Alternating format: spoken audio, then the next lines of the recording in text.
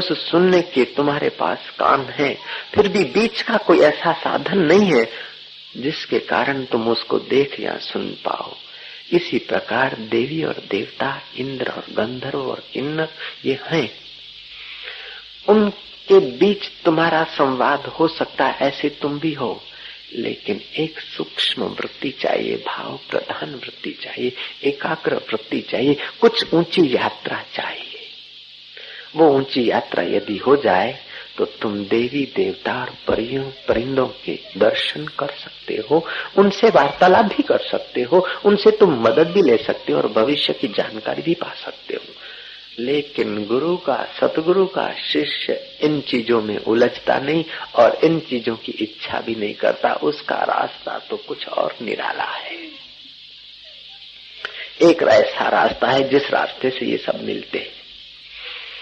यहाँ से दिल्ली जाते हो, लोकल में बैठो, चित्रासनी के भी दर्शन होंगे, आबू रोड के भी दर्शन होंगे, सिद्धपुर के भी होंगे, ऊंझा के भी होंगे, और गिनी अनगिनी कितनी स्टेशनें भी होंगी, और बिना स्टेशन के भी कहीं कहीं जगह के दर्शन हो जाएंगे। क्यों? लोकल जो है, कहीं जंगल के भी रास्ते में लोकल मुलाकात दे देगी, कुछ दृश्य नाले और नदियों के दिखा देगी। एक रास्ता लोकल का है, दूसरा रास्ता मैल का है। छोटी छोटी स्टेशनें तुम देख न पाओगे, धड़ाधड़ उड़ जाएगी। और एक ऐसा भी रास्ता है कि तुम यहाँ से विमान में बैठो और सीधा दिल्ली, रास्ते की स्टेशनें तुम्हारे लिए बनी ही नहीं। रास्ते की स्टेशन तुम बोलोगे है ही नहीं, हाउ कैन बी दैट, है ही नहीं। और चौथा नादानों का रास्ता है कि जिसने यात्रा शुरू नहीं की और चिल्ला रहा है कि चित्रासनी नहीं होता है, पालनपुर नहीं होता है, दिल्ली भी नहीं होता है, होवे तो मुझे दिखे। अरे कमबख्त अभागे, तू न लोकल में लटका, न मैल में बैठा, न विमान की यात्रा की, तू तो देह में ही बैठा है। पैसो मारो परमेश्वर ने बहेरी मारी गुरु, छोकरा छैया सालग्राम ने पूजा कोनी करू। तू तो उसी मोह माया में फंसा है, तेरे को बोलने का हक नहीं, तेरे को कहने का हक नहीं, नहीं तो तू एक पाप और बढ़ाता है। कई नास्तिक हुए इस पृथ्वी पर, कई महापुरुष हुए, कई फकीर हुए, लेकिन फकीरों के साथ साथ कई ऐसे भी फकीर हुए, फकीरों के पास तो संशय की फाकी थी, लेकिन नास्तिकों के पास तो साधना की ही फाकी।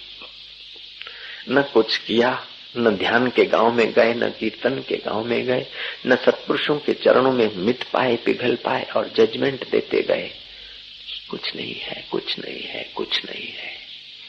ऐसे लोगों को महापुरुष चैलेंज देते हैं, अनुभवी पुरुष चैलेंज देते हैं ऐसे नास्तिकों को कि जब तुम बोलते हो कुछ नहीं है, वो कुछ नहीं है कहने वाला कौन है वो तो बता। तू कुछ नहीं कह रहा है, किसकी सत्ता से कह रहा है रे? कुछ नहीं है का प्रूफ तेरे पास क्या है? वो कहेगा कि मुझे दिखता नहीं है, इसलिए मैं कहता हूं कुछ नहीं है। मैं आंखों से देखूं तब मानूं, कि वो चीजें आंखों से नहीं दिखती। बोले मैं कान से सुनूं उनकी आवाज तब मानूं। फकीर कहता है कानों से वो आवाज सुनाई नहीं पड़ती। बोलता है तो जीभ से चखा दो उस देवी देवता का स्वाद भगवान का। फकीर कहता है वो लड्डू पूड़ी पेड़ा नहीं है कि जीभ से चखा जाए। वो कहता है कि जरा बता दो, मैं जरा टच करके देख लूं। फकीर कहता है वो बखमल या गादी तकिया नहीं कि तू स्पर्श करके देख लेगा। वो बोलता है जरा उनकी खुशबू बता दो तो मैं सूंघ लूंगा, उनकी सुगंध कैसी होती है। फकीर कहता है वो देखने के आंखों से दिखते नहीं, कानों से सुने नहीं जाते, नाक से सूंघे नहीं जाते हैं, वो तात्विक अनुभव जीवा से चखे भी नहीं जाते हैं, और हाथ से स्पर्श भी नहीं किए जाते, फिर भी है।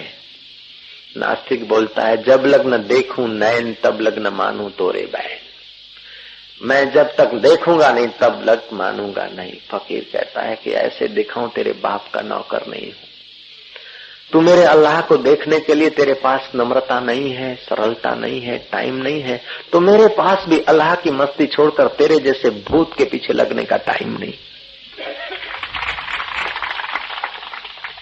વાર વાર જન્મો અને મરો, સંસારના તૂફાનમાં પડો અને તરો અને ડૂબો, જેમ કરતા હોય કરો કૂટાઓ, પંચદશી કાર્ય કહ્યું છે। હે મૂઢ મનુષ્યો, અગર તમે બુદ્ધ પુરુષોની વાત નહીં માનો તો સુખેથી મરો અને જન્મો, સંસાર વાટિકામાં ભટકો. તેથી જ્ઞાનીઓનું શું બગડવાનું છે? તમારો સર્વનાશ થઈ રહ્યું છે. આવો મનુષ્ય જન્મ, આવી સમજ, આવી બુદ્ધિ, અને તમે પથ્થર પારખવામાં વેડફી રહ્યા છો. वशिष्ठ कहते हैं कि रामचंद्र जी, उन संसारी लोगों को देखकर मुझे बड़ा दुख होता है कि नाहक अपने दिन व्यतीत कर रहे हैं, अपना समय गंवा रहे हैं नश्वर चीजों के पीछे, नश्वर भोगों के पीछे, नश्वर देह के पीछे. वो अभागे लोग कितना सजगता से समय गंवाते हैं. जो सब नाश हो जाएगा उसके लिए तो पूरा समय गंवा रहे हैं, और जो कभी नाश नहीं होता उस आत्मदेव के लिए उनके पास समय ही नहीं है. कितने अभागे लोग रहे.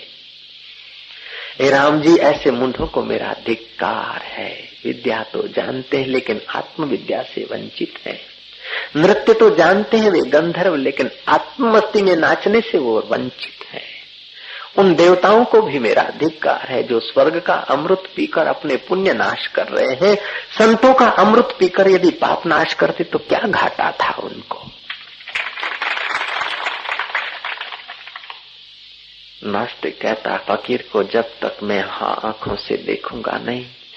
5 ही तो इंद्रियां हैं तुम्हारे पास, शब्द, स्पर्श, रूप, रस और गंध. इस 5 इंद्रियों के सिवाय तुम्हारे पास देखने का और कोई साधन भी तो नहीं. हो सकता है कि छठी इंद्रिय हो तो जगत की कोई छठी चीज का भी तुम्हें स्वाद आ जाए. नाक खराब है तो सुगंध आपके लिए नहीं है. जन्म से आंख नहीं है तो रूप आपके लिए गायब हो गया. जन्म से श्रोत्र इंद्रिय खराब है तो शब्द आपके लिए गायब है. स्पर्श इंद्रिय काम नहीं देती है. कुछ ऐसे भी जीव हैं जिनकी 4 इंद्रियां हैं. उन लोगों को रूप नहीं दिख सकता, उन लोगों को रस नहीं आता, उन लोगों को शब्द नहीं. कोई ऐसे भी हैं जिनको 3 इंद्रियां हैं, उनके लिए जगत 3 हिस्से में, तुम्हारे लिए जगत 5 हिस्से में. योगी जब छठी इंद्रिय जागृत कर लेता है तो उसके लिए जगत 6 हिस्से में, और उससे भी कोई अपनी वृत्ति ब्रह्माकार कर देता है तो उसके लिए जगत अनंत अनंत हिस्सों में होते हुए भी अनंत सब एक से निकलते हैं. वो एक ही एक देखता है, एक ही एक को सुनता है, एक ही एक से बोलता है, एक ही एक से लेता है. ऐसा कोई फकीर मिल जाए और नास्तिक पहुंच जाए तो भी फकीर उसको आस्तिक बनाने की कुंजियां रखते हैं, यदि उनको रहमत आ जाए. फकीर ने कहा कि ऐ मरने वाले, भगवान की आस्था पर तुझे विश्वास नहीं, फकीरों की बात पर तुझे विश्वास नहीं, तो तेरी बात पर हमको भी विश्वास नहीं. बोले महाराज मेरी बात तो सुनो. में बोले हम तेरी बात सुनने को मेरे पास टाइम नहीं. मैं तो शिष्यों की बात सुनता हूँ. जो मेरे आगे सिर झुकाता है उसकी बात सुनता हूँ. सिर तो झुकाया नहीं, ठूंठ होकर आ गया, कोई प्रणाम भी किया नहीं और बड़ी बातें बनाने को आ गया. नास्तिक ने कहा महाराज यदि प्रणाम करने से तुम कुछ दिखा सकते हो, यदि प्रणाम करने से भगवान से मिला सकते हो, प्रणाम करने से कुछ मुझे चमत्कार हो सकता है तो मैं लो दंडवत करता हूँ. उसने किया दंडवत, और फकीर भी कोई युवक रहा होगा, कस के जोर से एक फेंट लगा दी. फेंट लगाते हो गए, बाप रे मर गया साईं, ये क्या कर दिया. फकीर ने कहा क्या हुआ क्या हुआ. बोले बहुत दर्द होता है. फकीर ने कहा देखूं जरा. बोले बाबा जी आंखों से दिखता नहीं. फकीर ने कहा जरा चख लूं. बोले बाबा जी तुम अजीब आदमी हो, जीभ से चखा न जाएगा. फकीर ने कहा अच्छा मैं कान लगाकर सुन लूं दर्द कितनी जोरों का है. वो बच्चा कहता है कि महाराज आप साधु हो, आपको इतना आइडिया नहीं. ये आंखों से दिखता नहीं, जीभ से चखा नहीं जाता, कान से सुना नहीं जाता, नाक से सूंघा नहीं जाता. बाबा ने कहा तो अच्छा मैं जरा दबा के देखूं कितना दर्द है. बोले बाबा जी घायल की गति घायल जाने, तुमको क्या पता, बाबा क्या पहचाने. तब बाबा कहता है कि बाबा की गति बाबा जाने, अहंकारी क्या पहचाने. बाबा की गति तो बाबा के साधक जानते होंगे थोड़ी थोड़ी, परमात्मा जानता होगा. जिसके चश्मे अपने ढंग के हैं वो बाबाओं को भी माप लेगा. क्या ठीक है भाई, हाँ हम छे બધું ठीक है, लेक्चर हारू હતું. लेकिन बाबा कभी लेक्चर नहीं करते. बाबा कभी लेक्चर नहीं करते. लेक्चर प्रोफेसर लोग करते हैं, लेक्चर नेता लोग करते हैं। बाबा तो ईश्वर के साथ एक होकर बोलते हैं। बाबा की वाणी सत्संग होता है। बाबा की वाणी सुनने से जितने पाप करते हैं उतने पाप तो तुम्हारे चांद्रायण व्रत से भी नहीं कट सकते। गंगा में स्नान करने से जो फल होता है उससे तो 4 गुना फल बाबाओं के दर्शन से हो जाता है। ऐसा कोई बाबा मिल जाए। ऐसे बाबा के लिए ऋषि कह रहे